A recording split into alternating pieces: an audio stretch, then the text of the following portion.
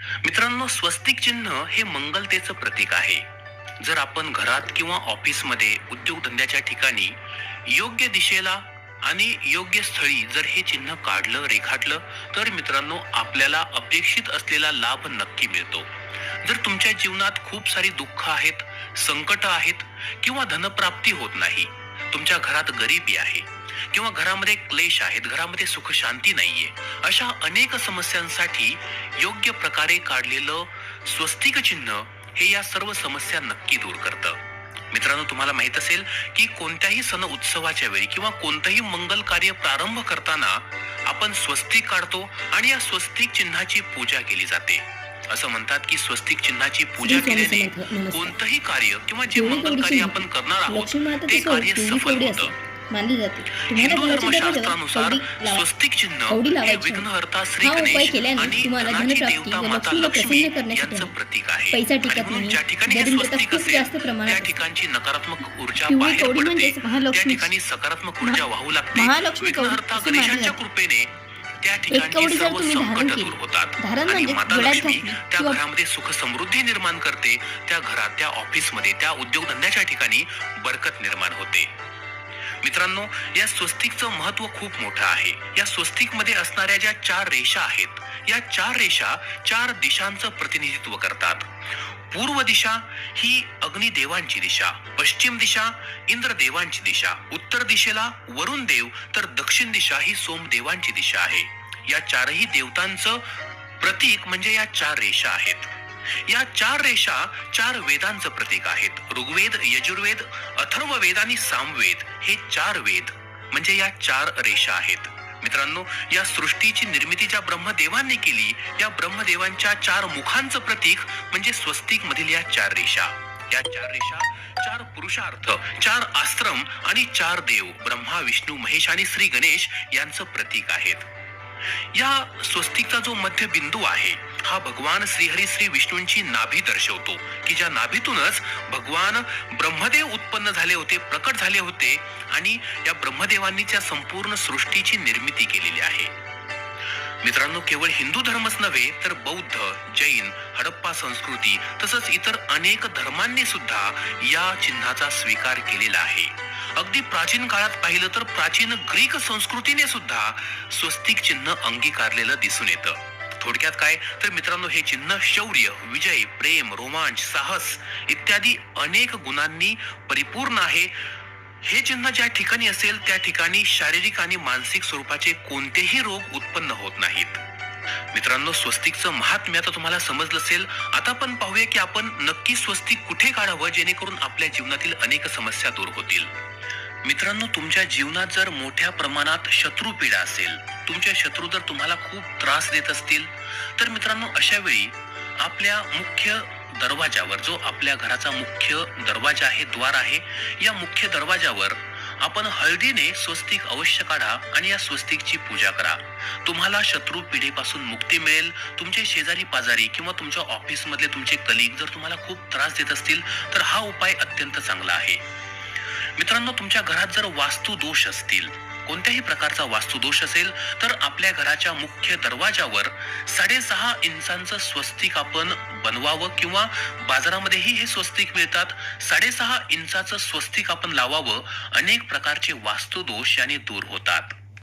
तुमच्या घरात जर लोक वारंवार आजारी पडत असतील, घरातून जर आजारपण हटत नसेल, तर अशा वेळी आपल्या घराच्या मुख्य दरवाजावर आपण स्वस्तिक चिन्ह लावावं. हे स्वस्तिक आपण हळदीनेही काढू शकता किंवा कुंकवानेही काढू शकता. यामुळे आपल्या घरातून आजारपण दूर राहतं. आजारी व्यक्ती लवकर बऱ्या होतात.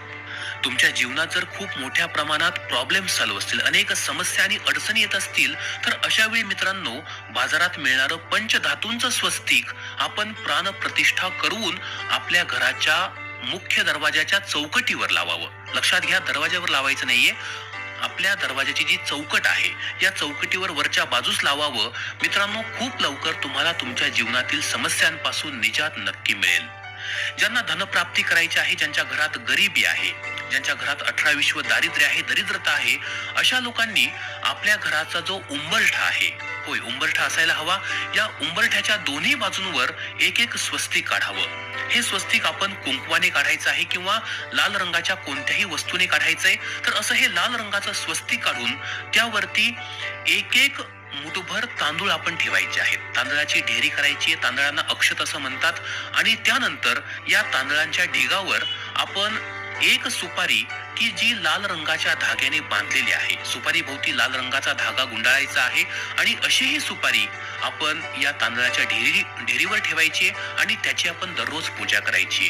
मित्रांनो, हा उपाय आपल्या जीवनात धनप्राप्तीचे नवनवीन योग निर्माण करतो. मोठ्या प्रमाणात धनलाभ येतो. मित्रांनो, पैसा येण्यासाठी किंवा पैसा टिकण्यासाठी हा उपाय अत्यंत कारगर आहे.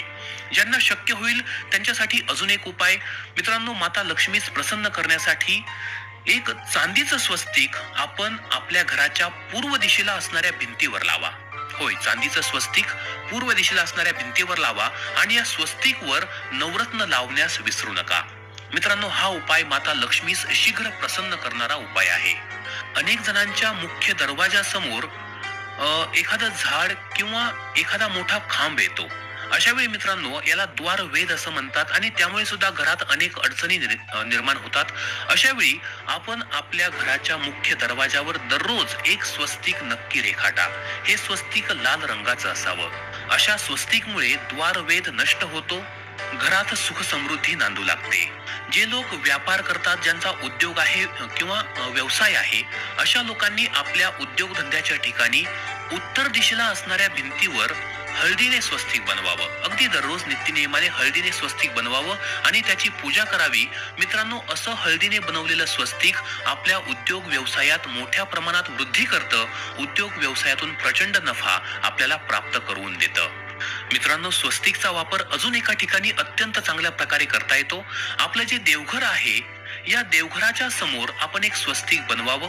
हे स्वस्तिक लाल रंगाचं किंवा पिवळ्या रंगाचं चालेल. कुंकवाने किंवा हळदीने हे स्वस्तिक रेखाटावं आणि या स्वस्तिकच्या मध्यभागी जो मध्यबिंदू आहे त्यावरती आपण ज्या देवतेस प्रसन्न करू इच्छिता त्या देवतेची मूर्ती ठेवावी.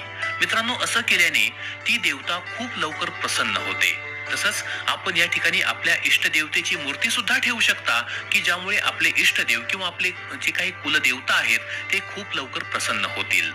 मित्रांनो, तुमच्या मनामध्ये एखादी इच्छा आहे, मनोकामना आहे आणि ती जर पूर्ण होत नसेल तर आपण आपल्या देवघरासमोर एक स्वस्तिक अवश्य रेखाटा. हे स्वस्तिक कुंकवाने आपण रेखाटायचं आहे आणि या स्वस्तिकच्या मध्यभागी म्हणजे मध्यबिंदूवर आपण एक दिवा प्रज्वलित करा. हा दिवा तुपाचा असावा, देशी गाईच्या तुपाचा. आणि त्यानंतर आपण या दिव्यासमोर नतमस्तक होऊन आपल्या जीवनातील जी काही इच्छा आहे, जी मनोकामना आहे ती पूर्ण करण्याची विनंती करा.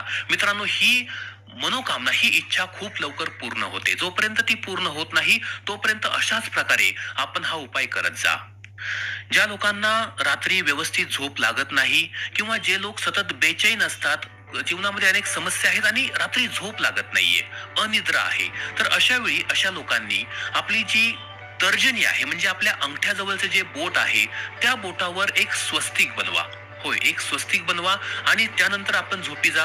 मित्रांनो, आपल्याला व्यवस्थित झोप लागेल. अगदी स्वतः तुम्ही हा उपाय करून पहा. खूप लवकर झोप लागते. झोपी संबंधीच्या सर्व तक्रारी दूर होतात. मनातील बेचैनी जी आहे ती सुद्धा दूर होते. ज्या लोकांच्या जीवनात पितृदोष आहे, ज्या लोकांवरती पितरांची कृपा बरसलेली नाहीये किंवा पितृ अप्रसन्न आहेत, अशा वेळी मित्रांनो आपले पूर्वज प्रसन्न व्हावेत यासाठी घराची जी दक्षिण दिशा आहे या दक्षिण दिशेला शेणाने एक स्वस्तिकचं चिन्ह बनवा आणि त्याची पूजा करा. मित्रांनो, असं केल्याने आपले पित्र प्रसन्न होतात आणि पितरांच्या कृपेने घरात सुख आणि समृद्धी नांदू लागते. घरामध्ये शांतता निर्माण होते.